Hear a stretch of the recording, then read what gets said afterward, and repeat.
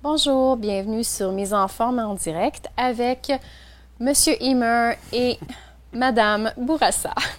Miss K. Donc, aujourd'hui, écoutez, on va faire un petit résumé de ce qu'on a fait dans les semaines précédentes. On va le faire à toutes les semaines. Donc, jusqu'à présent, on est toujours sur le sujet de la perte de poids. On a parlé des 5 filtres alimentaires. Vous savez que le plus gros truc et la première chose à vérifier dans une liste d'ingrédients sur un aliment, c'est le sucre. Donc, et puis, c'est ça. On ne repassera pas à travers les 5 filtres alimentaires, mais on les a. Vous pouvez revisionner en archive notre chronique de la semaine dernière et la semaine précédente si vous avez des trous de mémoire ou nous poser des questions. En tout temps, on vous invite à chatter avec nous si vous nous écoutez en direct et notre charmant technicien François se fera un plaisir de nous transmettre les questions, les recommandations et on vous répond en direct d'ailleurs. Si toutefois vous revisionnez en archive, vous pouvez en tout temps cliquer sur la petite enveloppe qui est en dessous de l'écran et puis nous écrire. Et Dan et moi, on vous répond dans les plus brefs délais, dans le fond. On vous encourage à le faire. Si vous avez des sujets que vous aimeriez qu'on touche, si vous avez des questions sur les semaines précédentes, si vous avez des recommandations à nous faire, des questions, peu importe, selon votre situation à vous, votre retour en entraînement, votre parcours dans votre décision de perdre du poids ou de tout simplement votre entraînement point. On va se faire un plaisir de vous répondre.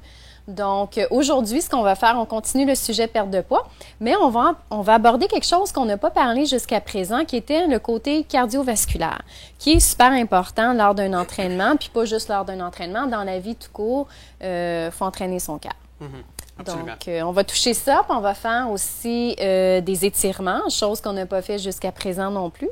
Et puis, on va vous refaire les exercices qu'on a faits les semaines précédentes aussi. On va toujours revenir là-dessus pour vous rafraîchir la mémoire. Donc, à un moment donné, on va faire de l'exercice pendant l'heure au complet. Ça continue, hein? Oui, ça c'est un entraînement au complet. Puis aujourd'hui, on va faire des abdominaux aussi. OK.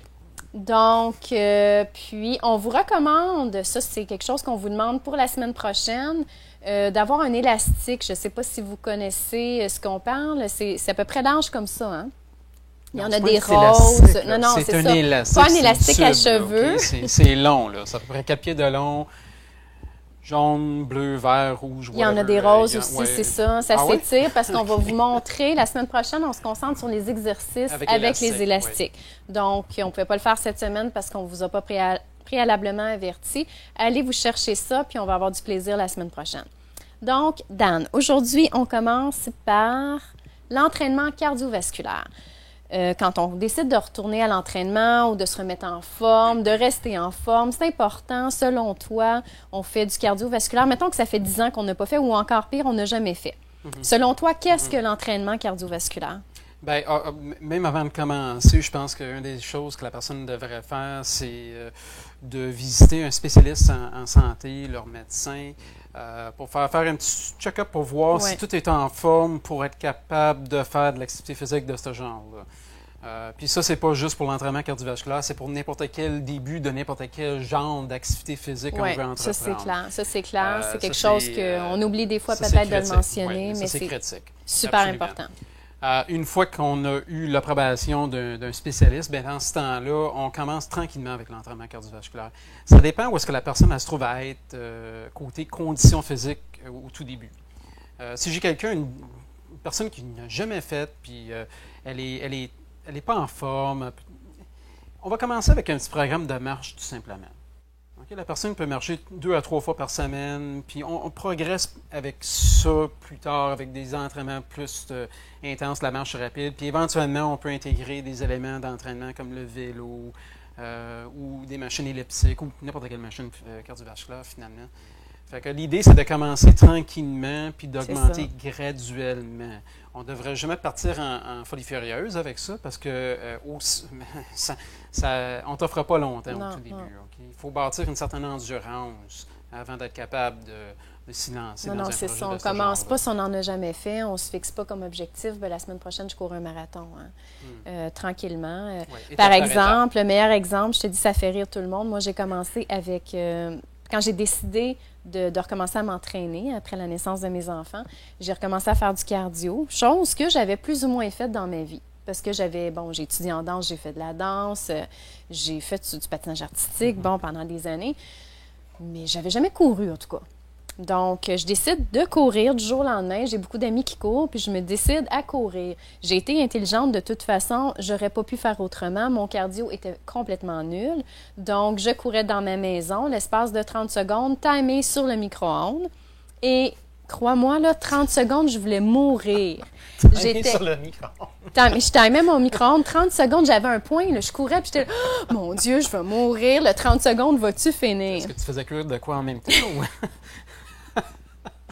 Pour finalement, aujourd'hui, je cours 1 heure et demie, pas de problème. Tu sais, puis je suis sûre que je pourrais courir plus que ça. Tu n'as pas le micro-ondes avec elle? Non, puis j'ai pas le micro-ondes avec moi quand je cours. Mais tu sais, ça peut encourager les gens, là. De toute façon, je pense qu'à quelque part, ça doit être rare, les gens qui n'ont pas... Qui courent avec des micro-ondes? Oui, c'est rare. Non, je veux dire, les gens qui n'ont pas fait de cardio depuis des années ou qui en ont même jamais fait, puis qui pourraient partir à courir 5-10 minutes. Y en a-tu beaucoup ou vraiment j'étais faible?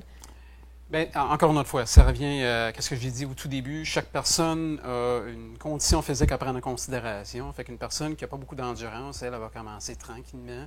Elle va faire qu'est-ce qu'elle peut, puis progressivement, on avance. J'ai des gens qui vont arriver, puis ils ont quasiment un don naturel pour l'endurance cardiovasculaire. OK, donc ça se peut, c'est ça? Ça se peut, oui, okay. Ça se peut fort bien. Mais c'est pas nécessairement bon non plus. Ben non, c'est quand même pour établir la fondation de base. Parce que même si le système cardiovasculaire, il se trouve être très en forme, si on commence à courir tout de suite, ben les autres structures du corps sont peut-être pas vraiment à la hauteur du système cardiovasculaire. Exemple, les genoux ou le bas du dos ou les tibias. J'ai des gens qui ont des shin splints souvent qui commencent à courir vite tôt dans leur entraînement. Puis là, on a pour quelques semaines de douleur au niveau des tibias avant de retourner à l'entraînement. Ouais. Fait que ça, c'est signe et symptômes de quelqu'un qui a commencé l'entraînement trop rapidement, si on parle course à pied. Alors, c'est important de prendre les choses une étape à la fois, puis faire ça progressivement. Même si le système cardiovasculaire il est dans le tapis, là, on a vraiment un athlète devant nous, le corps, il n'est peut-être pas entraîné physiquement là, pour être capable de tolérer les stress qu'on lui impose au tout début. Alors, c'est comme n'importe quoi. Il faut commencer tranquillement puis bâtir graduellement. Donc, normalement, c'est ça. Comme tu dis, de la marche, si on est vraiment inactif. Puis bon, puis après ça, on augmente, marche rapide. Après ça, bon, on peut soit courir, soit aller faire du vélo. Puis prolonger aussi. Ou on pourrait commencer par du vélo, non? Oui. Le vélo, c'est non-impact. C'est non-impact. Ça n'a pas d'impact sur les articulations, à moins qu'il y ait une pathologie déjà présente. Si la personne n'a pas vraiment de problème, il n'y a pas d'impact. Fait que feu vert pour le vélo. Tu sais ce qui peut être bon aussi comme cardio, de la danse? Genre de la salsa ou... Non, mais c'est vrai. Effectivement. Ça dépend, là. Pas, ben, on parle en quelque part de cours en groupe. Quand on parle de ça, la danse, c'est quasiment comme des cours en groupe. Oui. Alors, c'est une forme de cardio. C'est une forme de cardio. Moi, j'aimais beaucoup courir des marches. Courir des marches. Oui. C'est un entraînement cardiovasculaire très, très, très intense. Il faut être vraiment en forme. Courir dans les marches. Oui. J'avais des marches sur le côté sud du Mont-Royal qu'on courait en montant et en descendant. Là, plus facile que ça. C'était intense comme entraînement, très intense. C'est super intense. Quelqu'un qui est vraiment en forme pourrait tenter une épreuve de ce genre-là puis avoir un entraînement absolument extraordinaire. Mais plus proche de nous que ça, là, on a tous des marches dans notre maison, quasiment. Oui. Puis moi, c'est quand j'ai commencé avec mon micro-ondes, là, ma relation avec mon micro-ondes, elle a commencé dans ma maison avec les marches. Puis j'avais 3 étages avec le sous-sol. Oui, c'est un entraînement. Quand j'étais capable de faire plus que 30 secondes, parce qu'évidemment, 30 secondes, j'avais pas le temps là, de faire les 3 étages, mais plus j'avançais, je me suis rendue jusqu'à 55 minutes courir dans ma maison, monter puis descendre les marches. Puis je faisais le tour de la salle à manger, là, je montais un étage, je faisais le tour du corridor en haut, je redescendais. Fait qu'elle poussait en même temps. Puis là, pire que ça, moi, c'est ça. Je passais avec... Puis là, à chaque fin de palier, je faisais comme dans un cours de step, monte, descend, monte, descend, monte, descend. Et en tout cas, j'étais en forme, là. C'était super intéressant. Jusqu'à temps qu'à un moment donné, ben là, tu cours dans ta maison, tu as le goût de courir dehors, puis tu as le goût de voir autre chose. C'est dynamique dans le bois. C'est moins dur sur les articulations. La terre elle va absorber l'impact un petit peu. Alors, c'est moins rough, mais c'est dynamique. On est dans la nature. Ça monte, ça descend. C'est jamais plate. Là. Non. Fait que ça pourrait être le fun, ça. D'ailleurs, les marches, on touche à ce sujet-là. Je coach les gens qui partent en voyage à l'extérieur ou qui sont en voyage d'affaires. Dans l'hôtel, souvent, on a plusieurs étages. Fait que les gens peuvent monter, descendre les marches dans l'hôtel. Mhm. Fait que ça pourrait être une option pour le cardio. Si la personne n'a pas accès à un gym dans la ville où est-ce qu'elle se trouve à être, courir les marches. Hey, on devrait se filmer à un moment donné.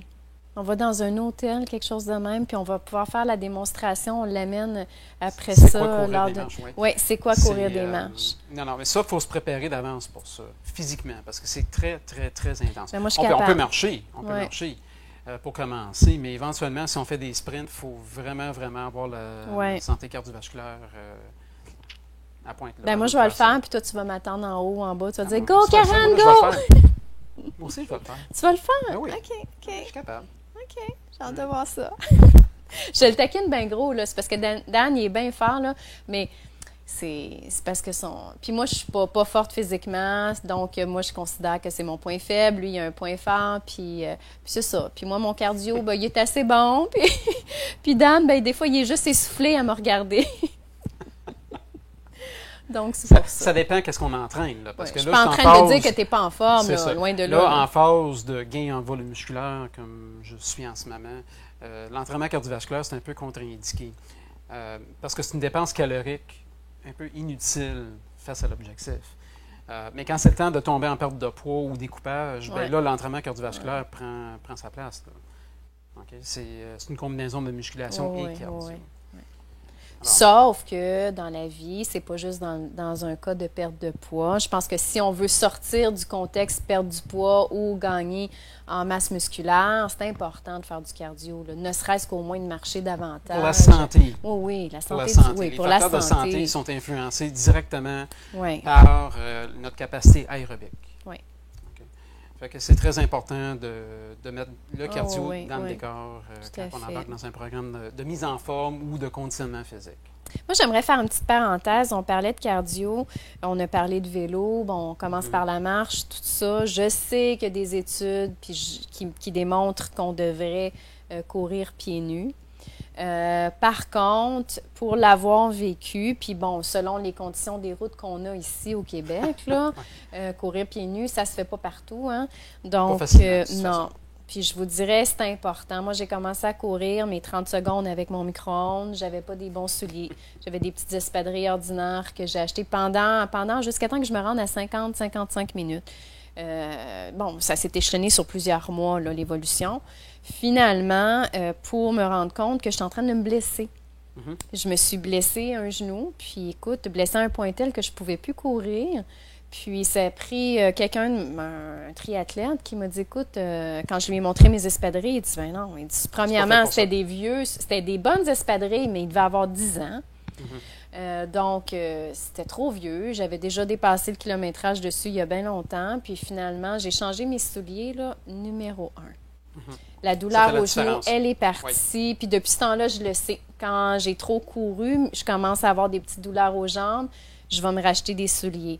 Là où on va s'acheter des souliers, quand on court, puis qu'on a décidé que c'était ça notre exercice cardiovasculaire, on va à la boutique du coureur, on va à un endroit où il y a des spécialistes qui vont nous regarder, ils vont nous faire marcher, ils vont nous faire des squats, puis ils vont nous faire courir. Ils veulent voir l'inclinaison de nos pieds, comment on... ils font une analyse biomécanique pour savoir quel genre de souliers fitterait nos pieds. C'est ça. Puis là, ils nous disent, ben toi, tu as besoin de tout ça. Donc, tu es dans telle catégorie, tu as 2 ou 3 choix, that's it, c'est ça.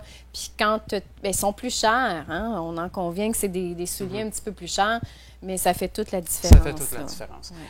Pour revenir sur le commentaire de courir pieds nus, oui, on voit des coachs qui travaillent avec des athlètes pour courir nu-pieds. Pourquoi? Parce que là, on est en train, avec des souliers en quelque part, on est en train d'enlever un peu la job des muscles, les articulations du pied. Okay? Alors, quand on court nu-pied ou on marche nu-pied, on est en train de faire renforcer tous les éléments intrinsèques du pied, là, les petits muscles, les ligaments, les tendons, les petites articulations.